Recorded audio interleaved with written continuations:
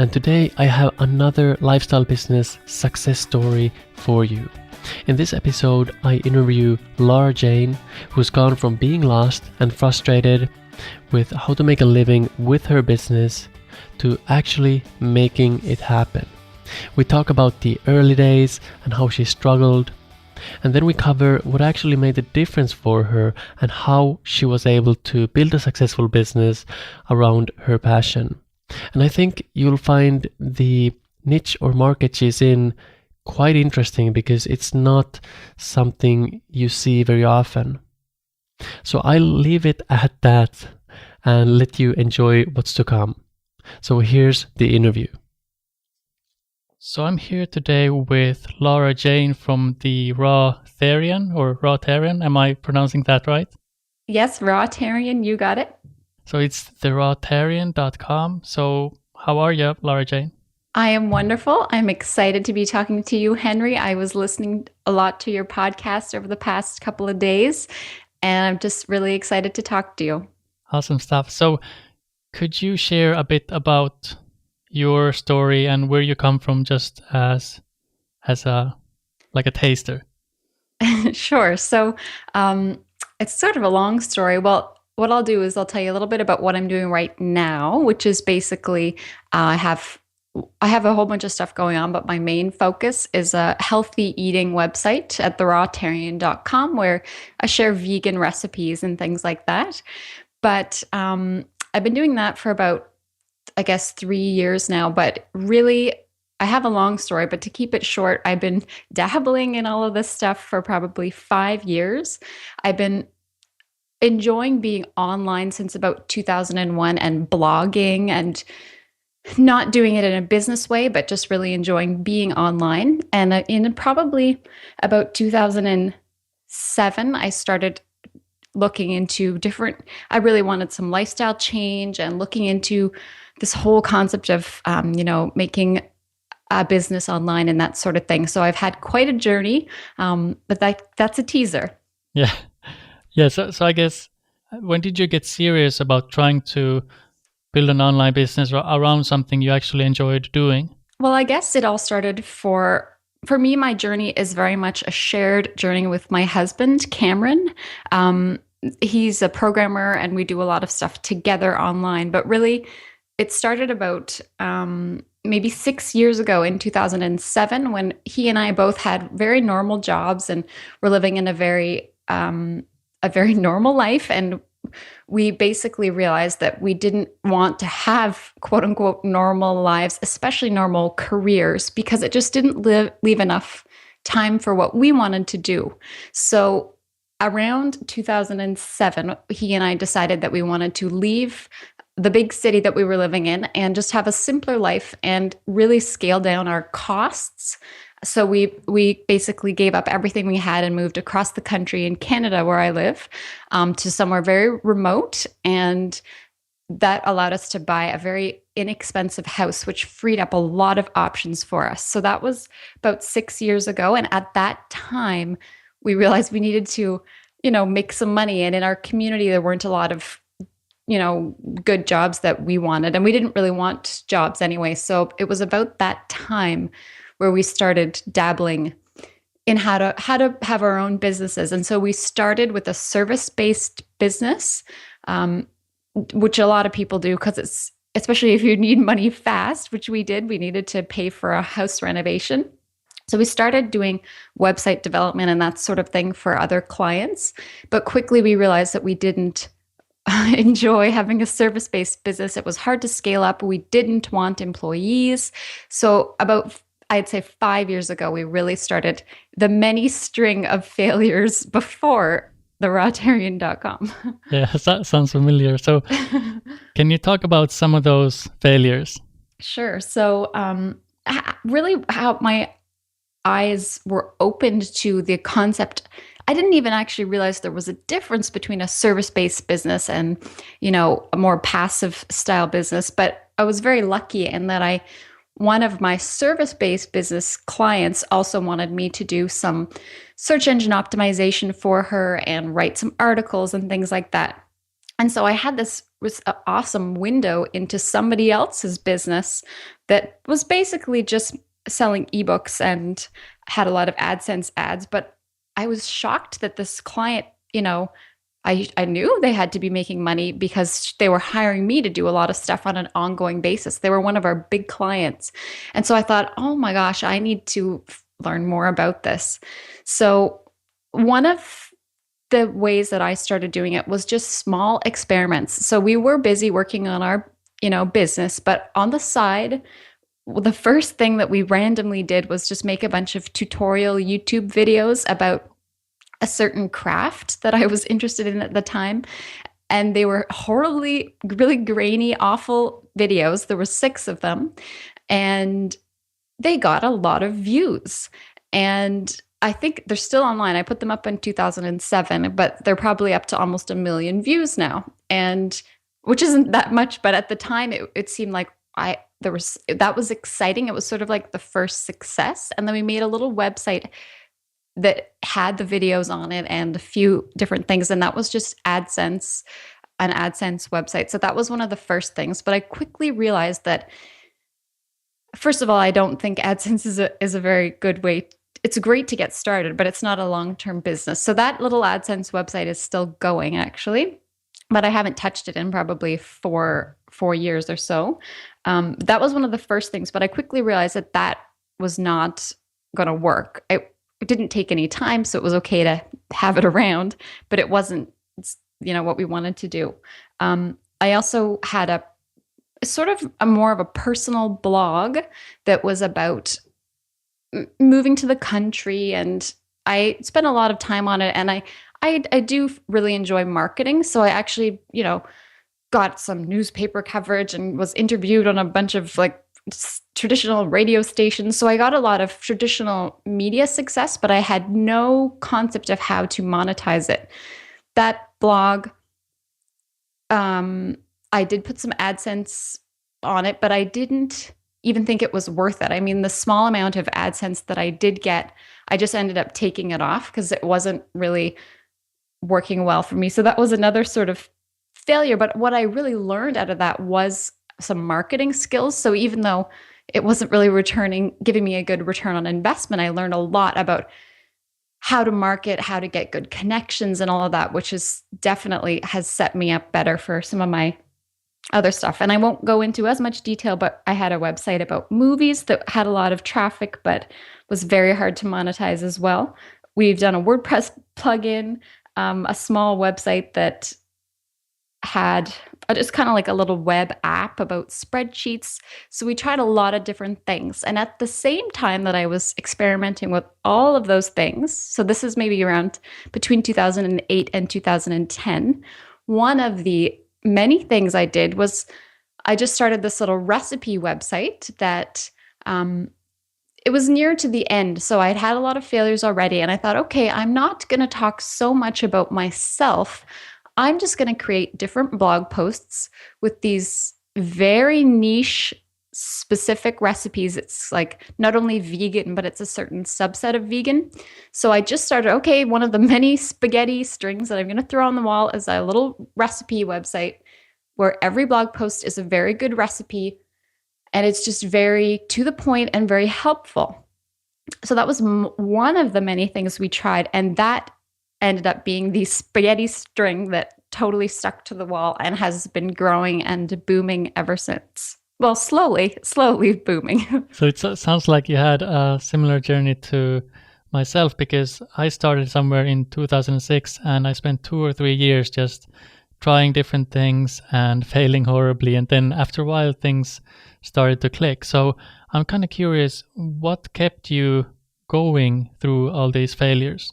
I was very confident. Well, here's the thing, and I know, Henry, listening to your story in your very first podcast that you can relate to this, is in every failure that I had, I learned not only one thing, I learned so much about why it wasn't working, or maybe it was working a little bit, but it wasn't working in the way that I wanted.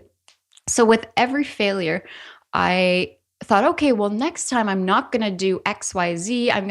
Next time I know I need to do this. For me, one of the things that I realized was that I had chosen some.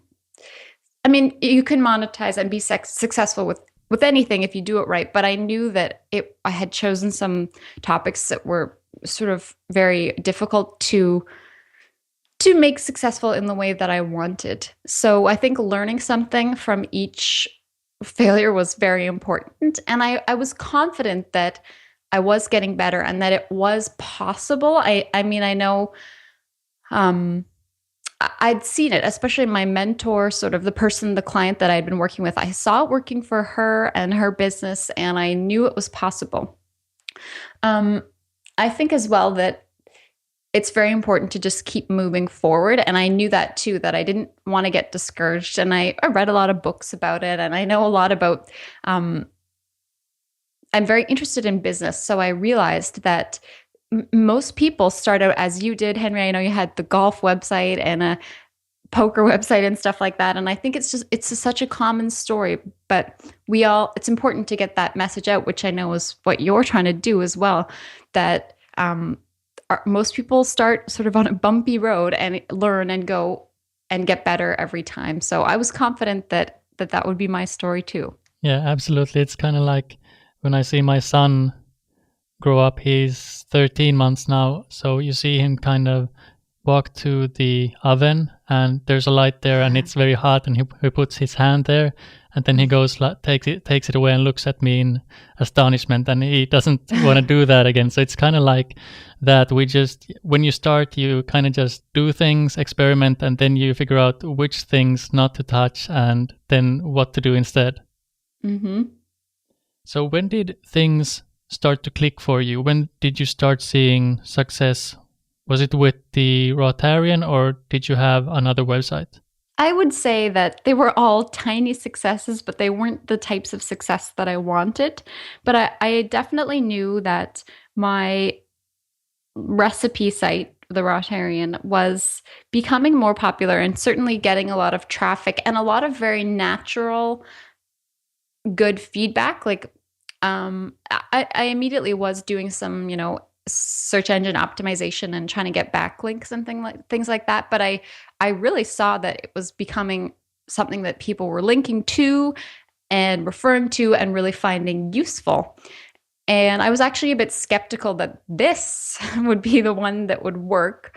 But I guess once I started to get a lot of traffic, here's basically what I did. I said, okay, I'm going to just make maybe 30 or 40 recipes without doing any marketing at all. Like, just get the stuff, because I was actually living this way of eating. So it wasn't like a random niche that I chose. I chose it because it was something I was really interested in. So whenever I had a good recipe, I would blog about it. But I just focused on creating really valuable content.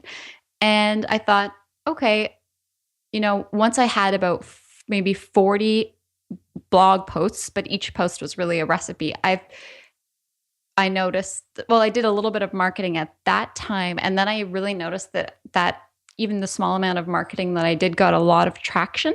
So that was my first sort of nice red flag that was like, oh, wow, people are really responding to this and really emailing me, telling me that, my website is so helpful for them. And could I make a recipe about this? So when I really saw that it was becoming something that people were really valuing, I started to put a little bit more effort into it. So after about a year and a half I think I did have some AdSense on it for a little while, but I may have taken it off. I can't quite remember the details on that, but it was probably about a year and a half into it before I wrote my first ebook. And that was really just, I didn't want to do it too soon because I didn't want to be discouraged. So, because I know a lot of people might create a website and have an ebook for sale sort of on day one, which isn't bad, but I really didn't think I could handle another sort of failure of, having 30 website visitors or something and having an ebook for sale and then not making any sales and becoming really disillusioned.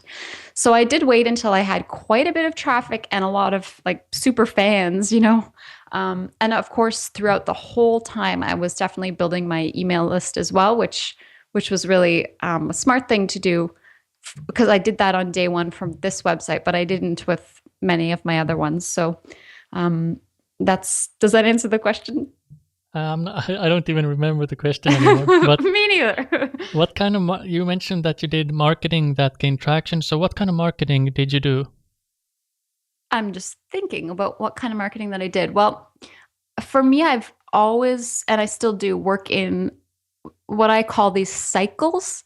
So I would maybe do a content creation cycle. So say 3 months where I'm just really focusing on creating new content or blog posts or writing ebooks or creating new videos.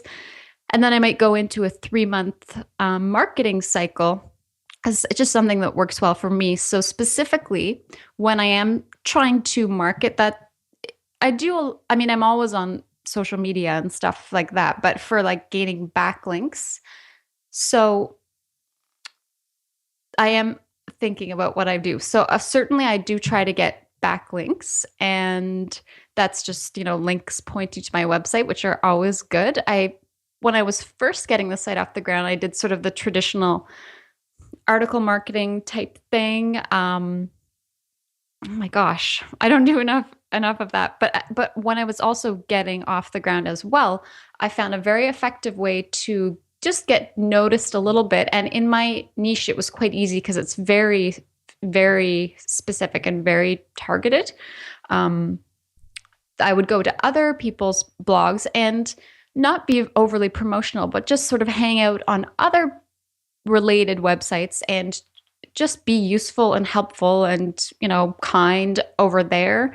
I was also active in very niche specific forums, just hanging out there, doing that sort of thing. Certainly collaborating with other people. I definitely see other people that are doing a similar thing to me in a similar way, not as my competition, but as like perfect partners and friends. So definitely building those relationships.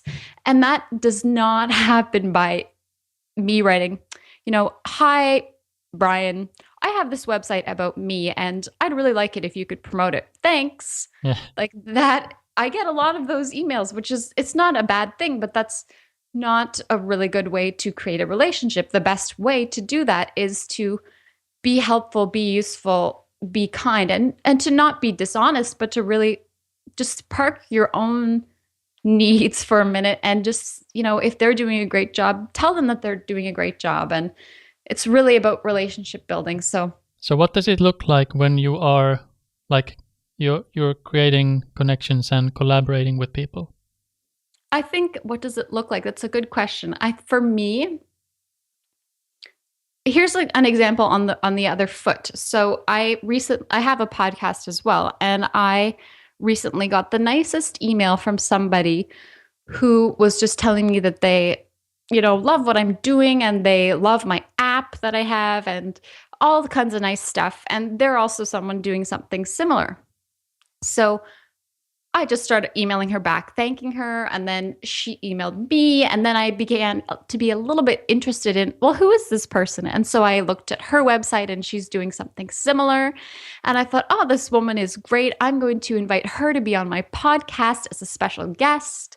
And so this is from her perspective, right? Like she is sort of marketing herself to me, and I'm responding because she's nice. She's telling me nice things about myself.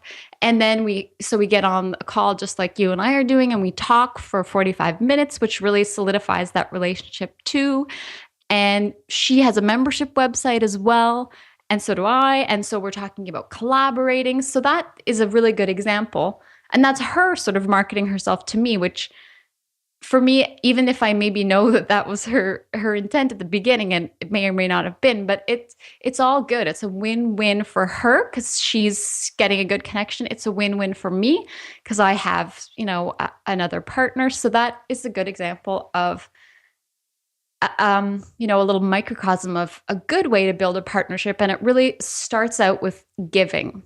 Yeah, basically just being kind and then putting yourself out there enough to be noticed.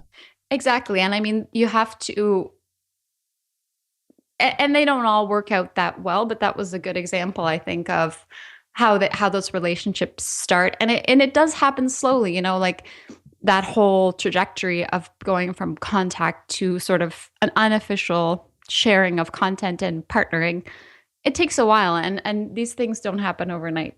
You also mentioned article marketing. Did you do like guest blogging, or did you focus on article directories? I did a little bit of both. Definitely at the very beginning, when I mentioned that I had a bunch of content and I'd really had no links to the site or anything. So at that time, maybe 3 months in, I did both. So guest blogging on other related sites, just mostly for the backlinks. I wouldn't get a lot of actual traffic from those. Article marketing, definitely I did one. Just, I don't know, I'm not great at it, but I did just a bunch of manual article writing, just, to ezine articles and things like that. But I must admit that I'm due to do more of that. I don't like doing that. And I haven't done a lot of outsourcing, but that is probably something that I would like to do more of in terms of outsourcing, is just getting somebody to help me. Because I have very good search engine results right now. I'm very, very good. And I'm starting to get a bit paranoid that I better do some more article marketing, because I don't want to lose that great position that I've built up. So, yeah. So does most of your traffic come from the search engines right now? I'm trying to think. I believe, I should have looked that up because I used to know, but I think it's quite a bit for sure. It might be 65% of my traffic is from search engines, and most of that is people searching for recipes. So that would be somebody looking for, raw Alfredo sauce recipe, because all of my recipes are so-called raw vegan.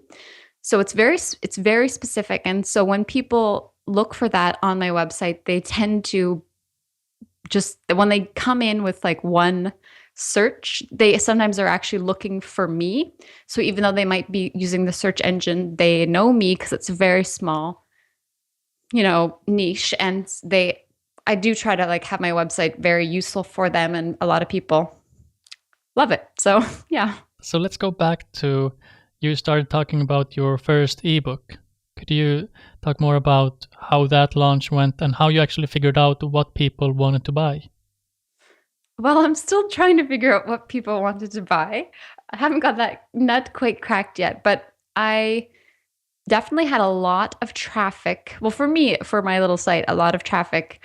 And I knew I wanted to create some sort of ebook, mostly to see if this whole thing would actually work. Because at that time, I really wasn't making much money at all. I'd tried a little bit of AdSense, but I didn't really like having AdSense, and I didn't make that much on it. So it was very well received. It didn't take me that long to write because I really know this material and I really enjoy writing. So it wasn't too hard.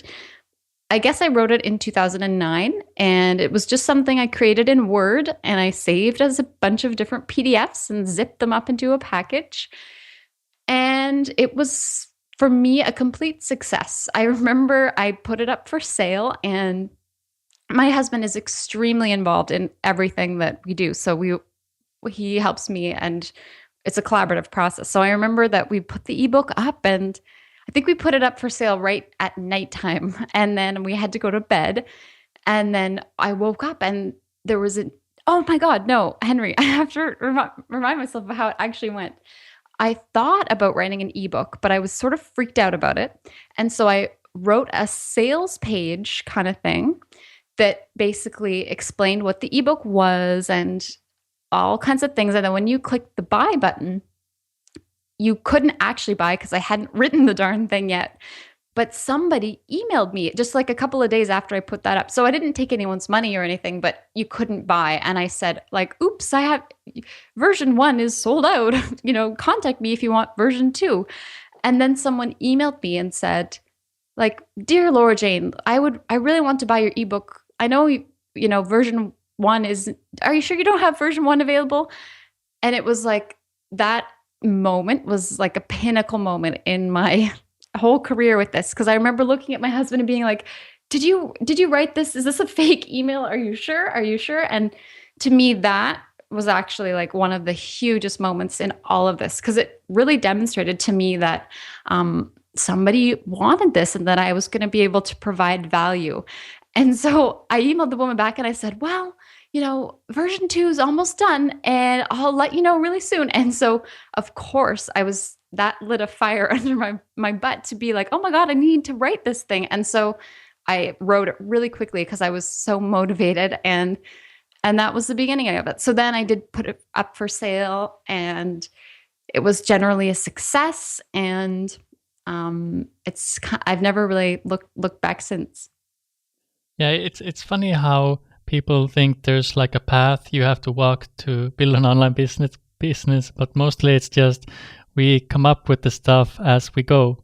Definitely. And I feel that one thing that I have learned as well, which I didn't think about it, and time just goes by so fast. And so that first ebook I may have written in 2009. And at the time I thought, this is the best ebook ever. And as time passed, and I did write a few other ebooks as well in the same, for my recipe stuff. But as time passed, those ebooks to me started to look uglier and uglier and worse and worse. And I didn't ever think that I'd sort of have to be revamping my products all the time. But that's something that, even if it's just like to give them a redesign, or because as you learn and grow, you want to do things better. And I began to feel like I really had to redo my products, because I would start to, when I'd make sales, I would be like, oh no, because like I really felt like I could do so much better. Yeah. And I mean, we all have that perfectionism, but these sort of products, they do need to be sort of revamped. So that's something I didn't really realize, but because time goes by so fast, you got to tweak things. So how many ebooks did you end up writing? Essentially, I really only wrote 3, but they were basically not just one ebook. Like, for example, I had a 30-day sort of eating schedule thing, and that was like 6 or 7 PDFs that were all different. Like one was a recipe book and one was tutorials and things like that. So I basically had 2 really huge ebook packages and then 1 smaller book. But what I recently did, for a variety of reasons, and this is really fresh and intimate for me, is I recently just took all of my ebooks off my store and have moved to a membership website. And this is very, very new. So this is only like week 3 of me having transitioned. And that's been really scary and really awesome and really frightening at the same time. So I'm very much in a transitional mode. And I think for me, even though a membership website is more work and scarier, but I absolutely know that for my market, it is so much better for them. So in the membership site, they can get those ebooks plus, courses and members only videos and stuff like that. But I for sure feel like I'm really motivated by my members and the people that are using my website. And I know that they will tell me what they want. Actually, like I continually bombarded by people saying like, I need you to do a video on this, or can you make a recipe for this? Like they tell me what they want. And then it is my sort of job to provide them what they're asking for. At least it makes it easier for me too, because they really just tell me what they want, and it makes it easy. Yeah, and I mean, our membership, it's much easier to update things when we start getting sick of our old courses and offers. It's interesting that you say that, Henry, because that was like, for me, I don't really like creating books. Like that's not really what I do. And I totally had that problem where they were like these beasts out there that I never ever touched, my ebooks, because I almost felt overwhelmed. But exactly. So in the membership site, that's where I'm comfortable and I can modify things on the fly, and it's way better. I think it's really interesting that you said that. Yeah, and you can also have like an email list for your members and let them know what's happening and all that stuff. It's more interactive and, like you said, more helpful. Definitely. And actually, one thing I've been learning because this is I'm in the middle of this now, there's so much that I don't know about membership sites. And I think that that's something that I need to do more research on. And even for you, it might be interesting to like have guests on who are talking about that. Or I know that it's a whole new world, and that's something I'm really interested in right now. So let's dive deeper into that, because that's something I'm interested in as well. What are some of the big lessons you've learned after launching your membership site? Okay. I just launched it about 3 weeks ago, and it was crazy, chaotic. You know what a launch is like. It was crazy. And one of the things that I was almost in tears about, because we had worked literally so hard for many, many months on this project. And the one thing I completely overlooked researching was basically pricing structure, because I have a monthly, quarterly, and an annual membership. And that I was generally fine about. But I kind of priced them in a bizarre way that nobody, like the launch was successful, but like literally nobody was buying the monthly, which I thought everyone would buy the monthly. But I really feel like I priced things incorrectly during that initial launch, where it was like, I don't know how to articulate this, but like the annual price was absolutely the best price. So that kind of meant that the monthly seemed like it was kind of a ripoff compared to the annual. So most people got quarterly or annual. And I didn't really want it to be that way. And that was interesting. So I was sort of upset about kicking myself that I hadn't done more research about that, because even though it was like way more of a large price to buy, everyone wanted the better deal, which I was totally shocked at. But I'm just really learning as I go. It's only 3 weeks in, and I had a lot of awesome content in there, but I wasn't quite sure what my members would want. So I'm really letting them dictate to me. Like it's happening really organically in there. Like there's a big community in there, and people are really talking to one another. And just by watching them and seeing what they're doing, it's telling me like, okay, well, maybe we need to get everybody together for a webinar. And that's what I'm doing this weekend, actually, is my first webinar. But that wasn't really in the plan. It just, again, is me thinking that that's something that will really help them. So that's what I'm going to do. Yeah. So on pricing, why didn't you like people not buying the monthly? Because to me, it's logical that if you pay quarterly, you get a better deal. And if you pay yearly, you get an even better deal. And I have adjusted the prices a bit, and I still am doing it that way, in that you do get a better deal. But I think it was totally different. Like, for example, when I came out with it, it was something like you would save 42% if you bought annually. Okay. But I don't know. It's a good question. Like, why was I upset that no one was buying monthly? I don't know. I just was so shocked. It was just so different than what I had expected. But I don't know, Henry, like, do most people buy quarterly or annually or monthly, or I don't know. I guess, to me, it would really depend on how much the price is and what people can afford and all that. Yeah. And I actually enjoy yearly in terms of being a member and also running a membership site, because if you have yearly, there's not the pressure where people are thinking every month they have to decide if they're going to stay there or not. So if they pay for the whole year, you have a much better chance of kind of giving people value so they stick around. That's just what I think. No, I think it's a good point. And I feel like now, like my big to-do is sort of just to research this type of stuff, because I knew what I wanted to create, and I was in that content creation mode, which is really fun. But I think now I need to just do a bit more research about the business side of it, which I'd really enjoy doing. It's just kind of on my to-do list. In terms of software, what kind of a setup do you have there? Because it can get quite tricky with the software. Well, I know a guest that's been on the Foolish Adventure show. I don't know her personally, but Lane Eamon, I remember that she talked once about this idea of what is your unfair advantage in your business. And absolutely my unfair advantage is my husband. He's a very skilled web developer. So our website, The Rawtarian, is built in Drupal.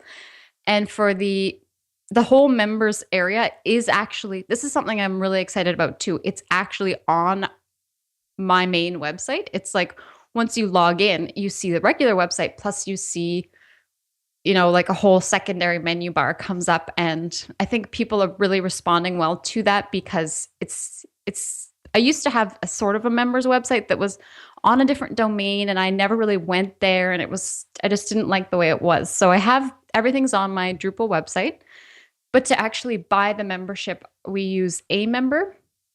And that was actually quite the thing to just figure out what software to use for that. We also looked at, I think, Wishlist, and doing it on a different domain. And then I also have PayPal Pro now, which I didn't have before. I used to use eJunkie, and people could only pay with PayPal. But that's been, I think, really good, because it's just like for $30 a month now, people can pay with PayPal or credit card. And it's kind of a 50-50 split. So I think that was a really good decision. And actually, Amember, there's a few things that are annoying, but I think it's working well for us so far. So what kind of, just quickly, because I'm interested in this, what kind of annoyances are you running into? Let me think for a second. Well, there was a Drupal integration pack. Like, Drupal is like a content management system that's kind of like WordPress, but we just use Drupal for larger sites, because we do develop a lot of websites as well, or we have anyway.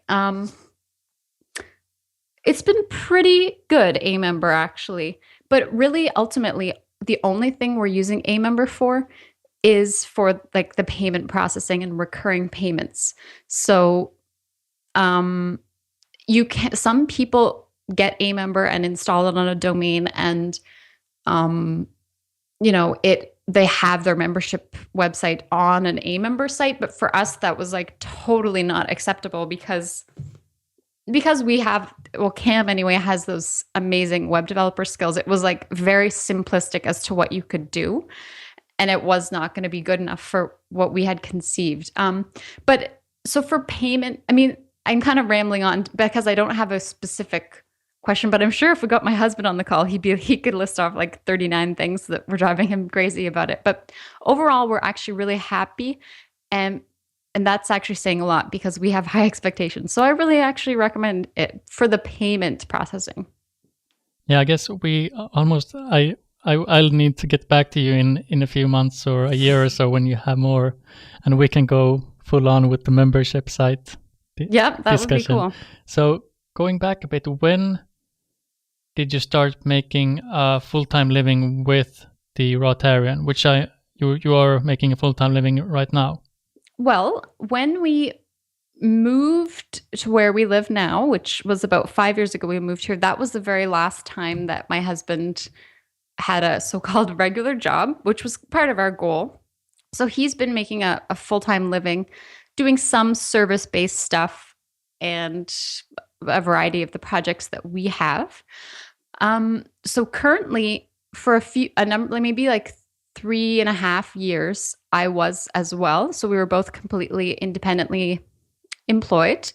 I found, because we live in a wonderful little place in the country with like no neighbors around, and I'm quite a social person, and I go a little bonkers. So this is me saying I do work part-time at the most fun, amazing job that is something that gets me out of the house. I work for a national park doing web stuff. So like doing some social media for them. And it's just like 2.5 days a week. And it's super flexible, and it gets me out of the house. And I actually really enjoy it, because Cam and I both working together all day, every day at home, we need a little break from each other. So for me, that's the balance that I actually needed. I wanted something else to do that also wouldn't cut into like my main focus, which is all our web stuff. So that's kind of how we've got it going on. And I think there may come a time where, if we really want to go even more full swing into this, but I really like variety, and I don't even know that I'd want to give that up. Plus, it's a very social thing for me. So I think everybody needs to find their balance. And for me, that's actually working really, really well. And if I didn't like it, I would just drop it. But for now, I'm kind of enjoying it and going to keep that going until I don't like it anymore. Yeah, I guess that's one of the big advantages of running your own online business or lifestyle business. It's the freedom to actually design your life. That's exactly what it is. And I think that for me and for us, like, we knew we needed to make some serious changes because we needed that freedom, especially my husband. He just absolutely can't handle any kind of structure at all. And so for us, it's been a 6-year journey, really, because the first step that we did was get rid of a very expensive condo and move to a smaller place that completely opened up all the world for us. Another passion of mine is living debt-free. It's something that I'm really passionate about and really interested in. And I think so many of us have a lot of burdens financially, car payments and huge mortgage payments that really limits your flexibility. So for us, it's been a 6-year journey, and it really started, the first step for us was making a bit of a sacrifice of, having a lot less expenditures. But for us, we knew that that was the first step in what would be a lifelong journey into freedom. Yeah, and I mean, that's something I'm very careful to do as well, because I live my life very low expenses. So the financial pressure is very low. So I can do what I love to do, and then Ingela and my son Vincent can just do what they want to do. So Ingela doesn't have to work. She can just hang out with Vincent. So I think the lowering your expenses, if at all possible, does help quite a lot.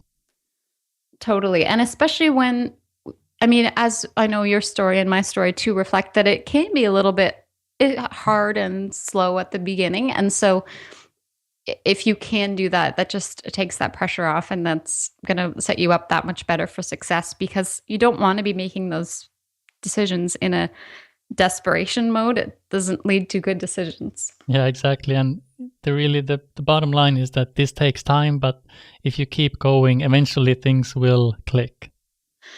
For sure. And I think that in our businesses now, I know you're passionate about this too. I love learning about all this stuff, and every mistake I make, I'm just happy because I'm like, oh wow, I'm just learning a new lesson. And I think for me, I am so confident now that I've learned a lot of lessons, and that if I want to do, until the whole not universe, but the whole webverse completely changes, which I know it will. I feel like I finally got it figured out, and I know. And if you took everything away from me, I could start from scratch and do it again. So it took a long time to get to that point, but it's absolutely possible. And I think, a common question might be what would you suggest to a new person? And I think that it's just that you have to expect these little failures, but you need to really just take some kind of action. I think one of my favorite quotes is a Machiavelli quote. I've got it on my wall here, actually. It says, "Make mistakes of ambition, not mistakes of sloth." And basically what that means is, if you're going to make a mistake, make it a big, bold, ambitious mistake. Don't make your mistake be that you didn't do anything. Action always beats inaction. If there's two choices, take the bolder choice. And that doesn't mean you have to go crazy and quit your job today, but I think so many people who are very interested in all this stuff get sort of focused on perfection, and your first thing that you do is going to be a huge flop. There's occasionally an exception, but most of the time it's just part of your journey. And if you can go into that thinking that just even taking that first step, it's success regardless of whether you make money on it or not, I think you're going to really set yourself up for a journey of getting to where you want to go. Yeah, and it's sometimes a bit deceptive when you look at people who say that they built a 50,000 subscriber blog in, say, 6 or 12 months, because when you dig deeper into their history, they have a marketing background, or they've been doing this for 10 years, or they have a magic wand or something. So what kind of fears did you run into as you were building your business and as you are building your business? It's a really good question. And I'm just mulling over what my answer might be. My first thought was sort of a perfectionistic type fear. But actually, I'm a very sort of anxious type person overall, and I do have a lot of fears. But something I've heard you, Henry, talk about in one of your podcasts as well, is that you have to get comfortable with feeling uncomfortable. Those are your exact words, Henry. And Yeah. another thing is that something I read once was that you can think of a comfort zone as a prison that basically keeps you stuck inside this prison. But if you can start to think of when you feel those fears, because we all have them. I mean, fear of failure, fear of coming out and saying, hey, here's my blog, and then it being a failure, or here, hey, my new business is this, and then shutting that business down and making a new one. Actually, there's two things I really want to say about this. One is you have to just get used to that scary is good. And then, oh man, I forgot what number 2 was. It was going to be so good, Henry. Okay, so I'm gonna put number 2 as okay. Yes. If you start getting comfortable, you're already shrinking. Like when you start living in your comfort zone, it already starts shrinking. And I guess this is sometimes what happens to people when they reach like middle age. They've become so comfortable, and their comfort zone is making them claustrophobic. So they start like buying Ferraris and doing random stuff just because they've got everything they thought would make them happy, but then they realize that it's not it. Mm-hmm. Okay, I'm going to add my number 3 because it kind of came back to me. Actually, one tool that I use to help me with my fears, which is the number 1 tool that helps me, is when we think about ourselves. Let me give you an example. When you are going to, say, a business networking meeting or something, and you walk into the door and you're by yourself, you're thinking, oh my God, I'm by myself. Who should I talk to? What should I do? I don't like what I'm wearing. I'm nervous, whatever. And you think everyone's staring at me. But the reality is that when you walk into that room, everybody else, like, first of all, you are only thinking about yourself. And that's what everyone else is thinking about as well. They're not looking at you and thinking, oh, who is this person? They don't have anyone to talk to. They're just thinking about themselves. So when I get nervous about my website design is ugly, or, some kind of fear, I remind myself that we are all self-interested in a good way. I think humans are amazing, and I'm a really positive person, but we're all looking inward at ourselves and what we are doing. Even on a podcast, I mean, I'm thinking more about what I'm saying than what Henry is saying.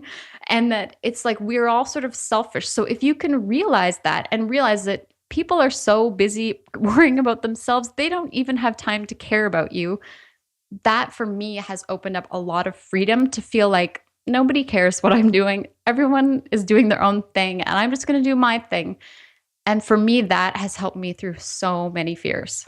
Yeah, and usually if people seem to care, it comes from their own fears, or they're projecting on you. So it's nothing really is personal anyway. Definitely.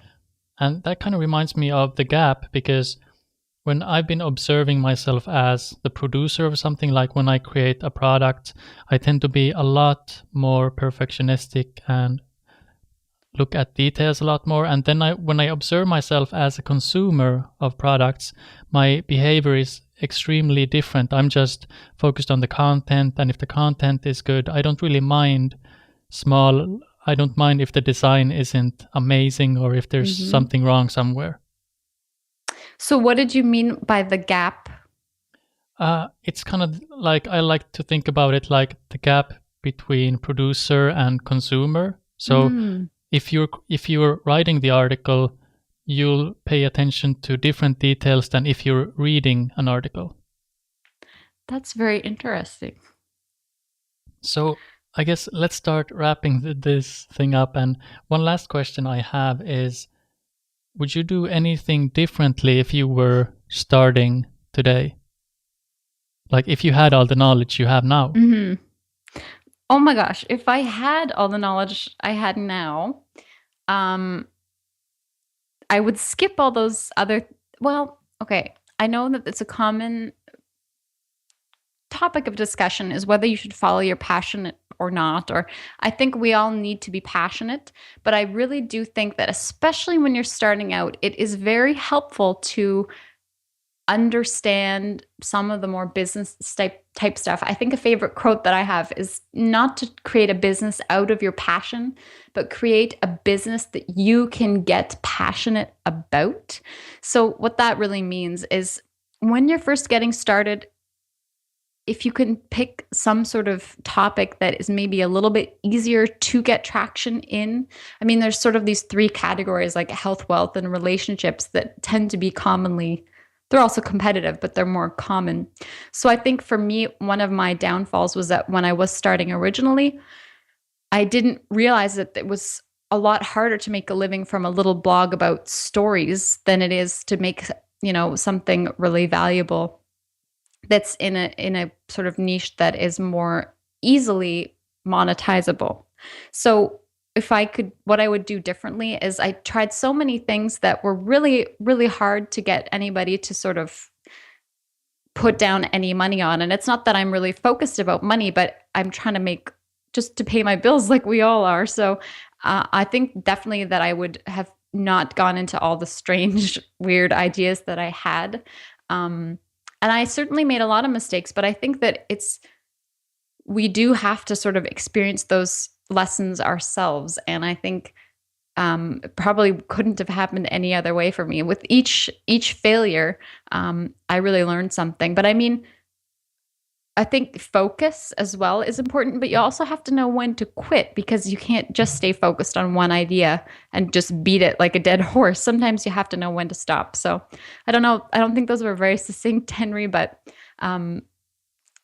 it's hard for me. The journey was part of how I got here. Yeah. I think the important part is, I like to think of it as the intersection between what you love to do, what you're good at, and what people actually want to pay for. So you find that intersection on something you enjoy doing, but also something that's profitable and viable for a real business. Definitely. So I guess that's all the questions I have, at least for this time. Do you have any last words before we wrap things up? I just want to say thank you, Henry, for inviting me on your show. I know you're doing amazing things, and I love your perspective and your desire to kind of cut through all the fluff and be real, and also to provide, a real source of inspiration from real people. So I think it's awesome. I think that it's just that, last word that I would want to have is that another quote that I like is that it's easy to be a CEO. What's hard is getting there. Sometimes people will tell me, oh, you have so many Facebook fans. Like, how did you do that? But for me, getting from 0 Facebook fans to like 200 Facebook fans is like the hardest thing in the world. Once you have whatever, 10,000 or 20,000, it gets easy. So it's like the hardest part. It's ridiculous. The hardest part is at the very, very, very beginning. Yeah. And so I think that you have to kind of realize that it is hard at the beginning, but it's just going to get better, and to try to kind of just keep going and keep that motivation up, and listen to good podcasts like this one to keep you inspired. Awesome. Well, thank you for the kind words. It's been a pleasure to have you on. So if people want to learn more about you, where can they go? I guess they could just come check out my food website at therawtarian.com, and you could just go from there. Awesome. So thanks again for doing this. It was a true pleasure. Thank you, Henry. And that brings us to the end of this interview. It was a true pleasure to interview Lara Jane. I hope you enjoyed it as much as I did. The important takeaway is that it's okay to run into challenges and obstacles in the beginning. It's okay to struggle, but as long as you keep moving forward, you are on the right track, or usually you are. Remember, I spent several years and over $10,000 trying to learn how to build my business. Eventually things did click, and when they did, I very quickly grew my income from 0 to several thousand a month. And my girlfriend and I moved to Spain for a year after things clicked. And today, I'm able to spend all the time I want with my son and my family.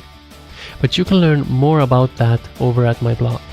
And speaking of my blog, if you want more goodies, make sure you join my newsletter at wakeupcloud.com. I'll see you there. This is Henry, signing out.